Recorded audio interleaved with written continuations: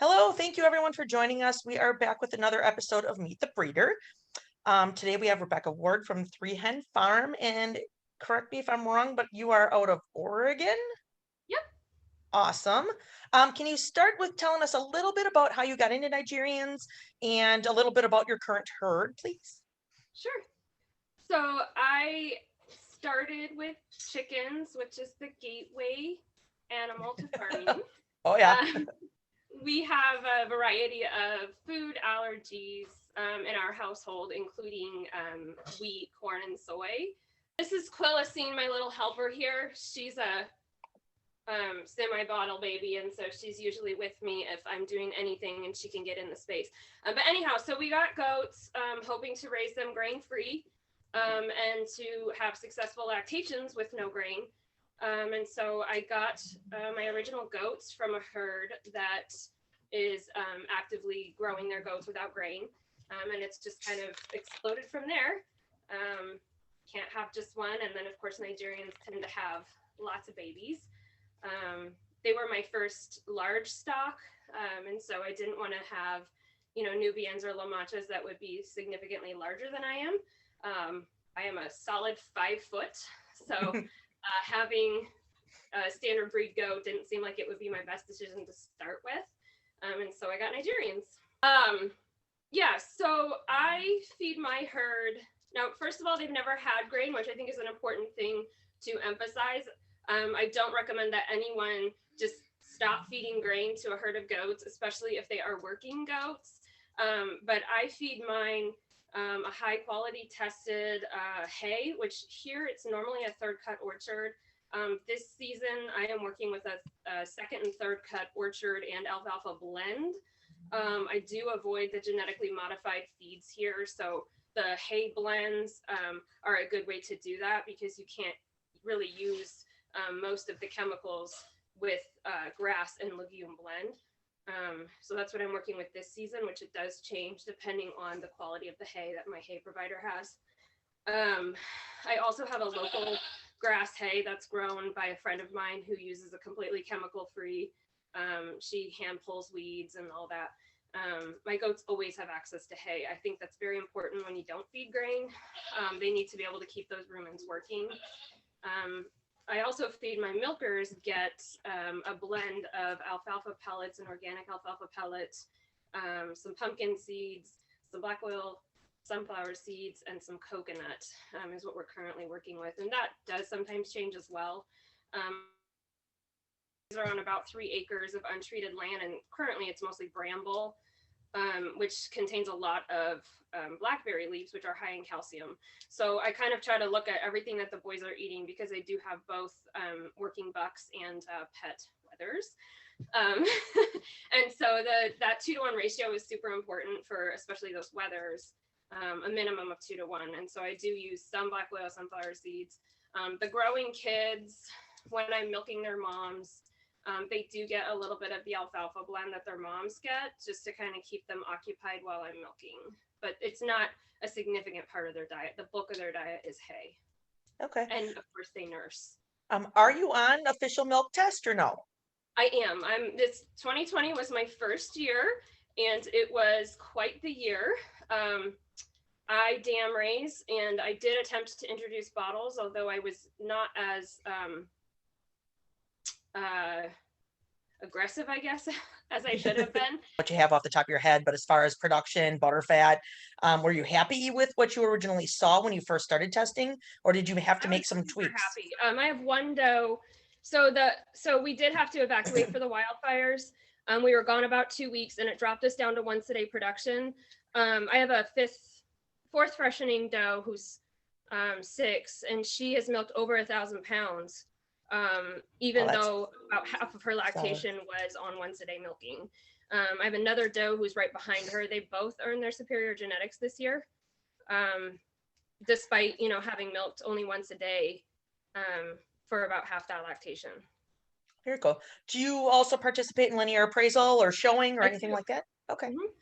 Fun. So do you show quite a bit, or are you more into the goats for the milk production and for your family's needs? I don't show. I do linear appraisal. You do? So, okay.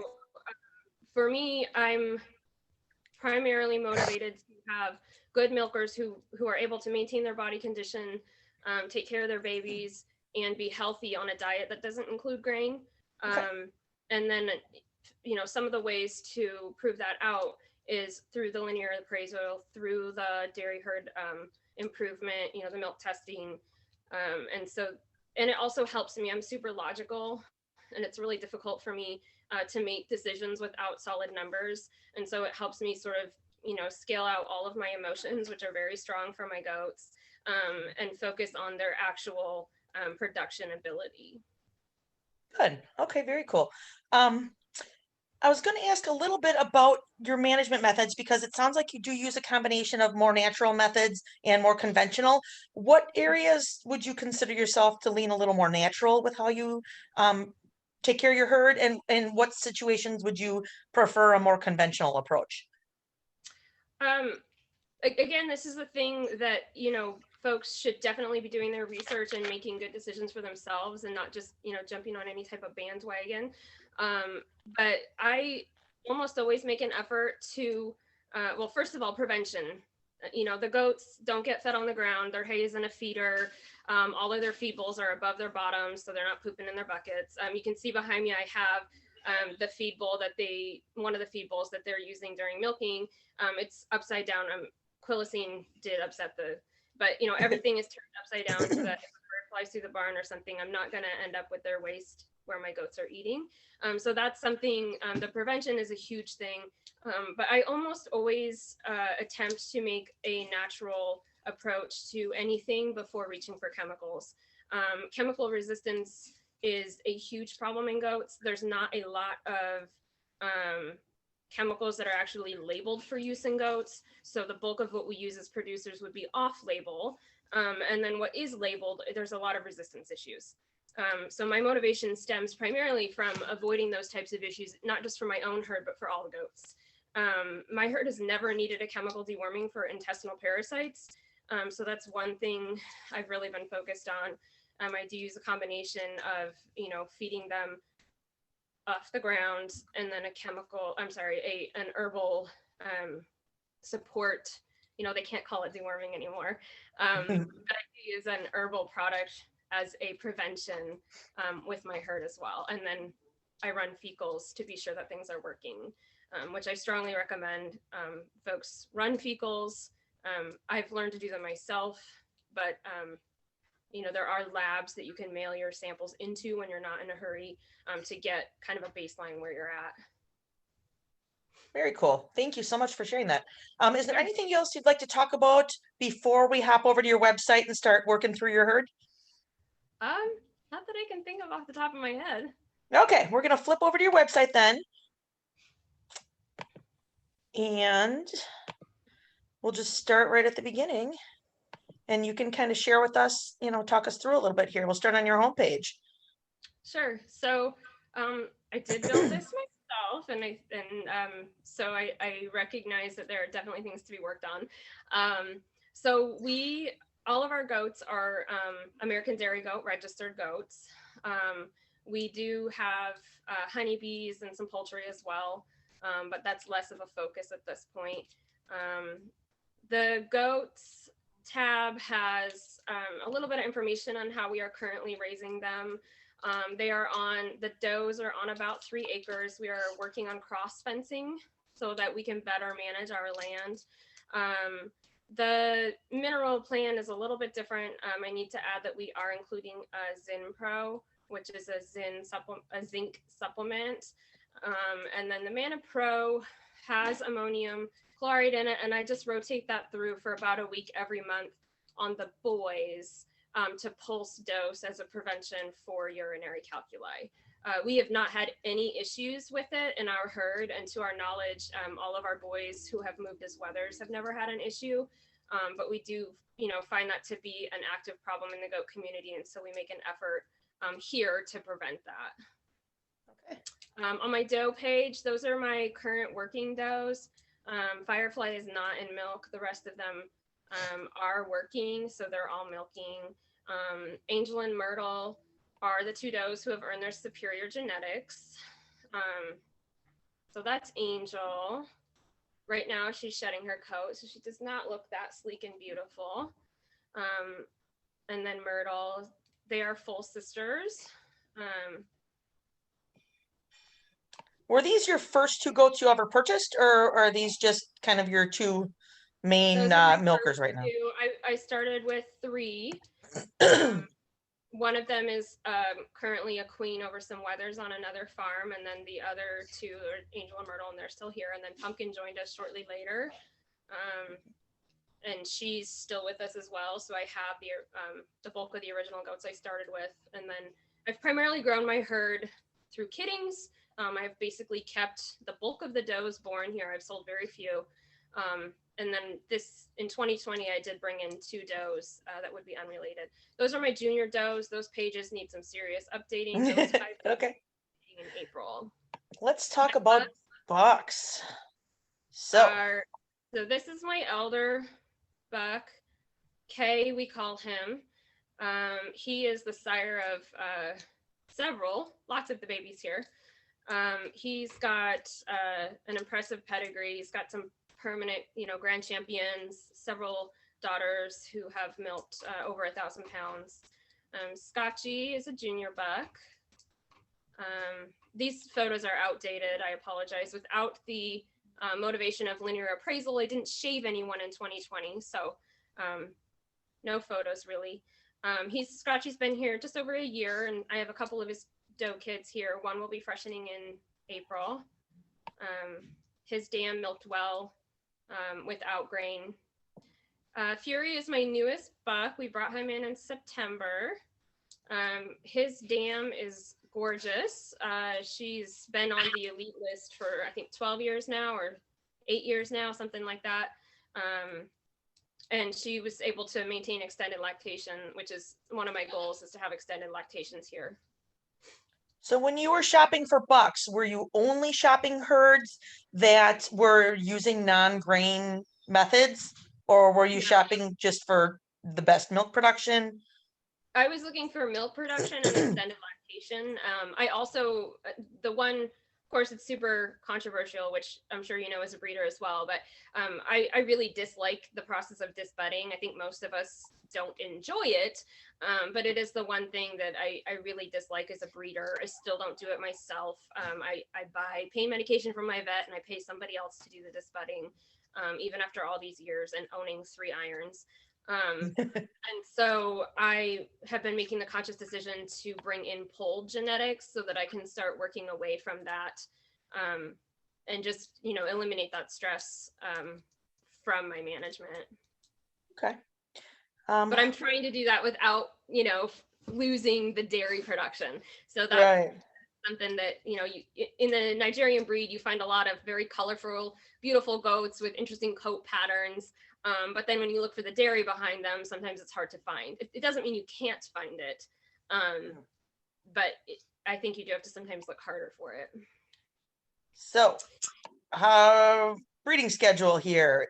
Can you talk through a little bit about what you're hoping to get from these breedings and what your goals are for this season as far as keeper kids and what you'd like to see added to your herd from this kidding? Sure. So this is the schedule you're actually looking at is from last year. I apologize. Okay. The 28-21 kidding is planned and done. So this year, all of the breedings have polled potential. I've got 4 does from Kay, my senior buck, who will be kidding. And they were bred to Scotchy and Fury. And then I have 1 doe who's polled, and she was bred to Kay. And that would be a Scotchy daughter. So I'm looking for, in particular, I have a doe, Joy. Her dam has milked over 7 pounds on a milk test. She's a beautiful doe. She's just a little bitty thing. But she needs some work on her medial, and Scotchy's dam had a beautiful medial. And so I bred Joy, which is a K daughter, to Scotchy, hoping to improve that medial and not lose any of that milk production. And so she'll be kidding. All these does will be kidding in April. And I would like to be able to keep a doe from Joy. I've got Hopi and also bred to Scotchy. She is a K daughter. She's a really deep bodied doe. I'd really like to see how her production improves on her dams production. Calypso and Molly were both bred to Fury. And again, with Calypso, I'd like to see her production improve over her dam. And then Molly is from Myrtle's line, which she's currently the biggest producer that I have, and so I would like to see her not lose any of that production, and maybe get a little bit more refined body. She's a very thick, Molly is a very thick doe, which I actually like, but it's not super dairy. So making the decisions for breeding, sometimes it boils down to here, who's not already related, because I have Right. bulk of my animals all stem from the same Grand Dam line. But then, of course, improving on the production, the big thing, and then maintaining overall conformation and improving udder structure. So one thing I've really enjoyed so far in these few interviews I've done is people breeding Nigerians have very different priorities and very different goals from herd to herd. And I think that's one thing that is really special about our breed is they can be a lot of things to a lot of different people. That being said, I think it's also important to note a consistent theme that's starting to come across is choosing goats from herds with the same goals that you have. So for people that are interested in raising goats in a similar manner to you with similar goals like extended lactations, maybe the polled genetics, maybe it's the grain-free diet, what does your kidding reservation look like? How do people go about reaching out to you to get more information on your herd? Are you accepting reservations? I am accepting reservations. I sell raw milk, and in the state of Oregon, I operate under a small farm exemption, so I'm not licensed. I'm exempted because I will only ever have 9 goats who have been in lactation. I'm currently milking 9, so you can do the math. Once those 5 kid out, I'll be at 14, which means I do need to sell 5. I recently listed that I would be selling a few of the dairy goats, and I've had something of an overwhelming response, which has been cool. We try to find our best fit. We don't typically just place goats at the first caller. We like to find homes that, first of all, we like it when they're close enough to us that we can help them, especially if they are new. There's a lot of things that you don't ever expect to happen with goats, but they likely will. And so it's nice if we're able to be close enough physically to be able to help. When the kids go home, we do offer a complimentary in-home checkup where we come, we weigh the kids, look them over. If they need a CDT booster, we do that. Just kind of look over the kids, the environment, the situation. Sometimes once those kids have been home for a couple weeks, their owners come up with a question, that they wouldn't have thought of prior. And then we look for long-term homes. We appreciate homes where, they're able to hang on to them for a while. It seems like a lot of goats, particularly bucks, when they're done, they move on. And I think it's sad. I appreciate that folks are breeding up. And so often, their bucks definitely do work themselves out of a job. I'm getting there with my elder buck, for example, but he'll just stay here at 10. He's not moving again. But especially for dairy does, I'd like to see folks who have an idea for what they want for their herd, who are ready physically, so they have a good shelter, they have fencing, they have a general idea for the expenses related to goats, and have an idea for a long term, even if it's just pets. I have always weathered all of the bucks born here. I've not yet sold one intact. There are a lot of really nice bucks in this area. And so I've chosen to just weather everybody. And I like to find good long-term homes for everybody. So I can be reached on Facebook, through my website, my email, and then if Oh, we're cutting out for this last part again. So I might need you to repeat that.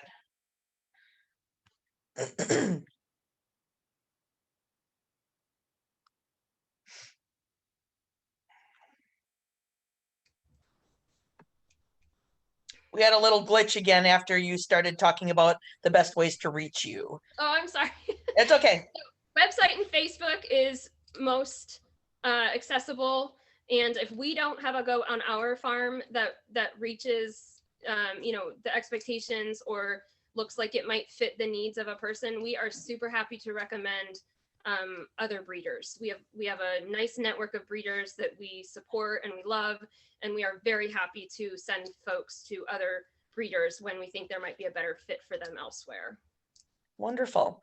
Well, thank you so much for taking the time to speak with me today. And hopefully you'll have a great kidding season and a wonderful summer of milking. So take care, and we appreciate your time. Thank you. Thank you. You're welcome. Awesome. Thank you very much. I'll be posting it later today. Okay. If it's if there's too many internet issues, you want to try again, I'm happy to do a repeat if it seems like it's not going to be a good representation of your work. No, I think it'll be fine. Okay. People are understanding that, this is a new thing for one. It's technology. A lot of people are wanting to do them in their barn, and it's always kind of spotty. So Right. I think it's very natural and real, and I think the content is more important than the actual. I'm trying to do a good job with making the videos, but what are you gonna do, right? So, all right. Well, I'm gonna get on trying to get this downloaded then and put on the YouTube page. Feel free to share it anywhere you want. I've been putting it on all the Nigerian groups and my own page, and then if you want to share it wherever you want to. Sure. Yeah, awesome. Well, thank you so much. You are welcome. Thank you. Bye-bye.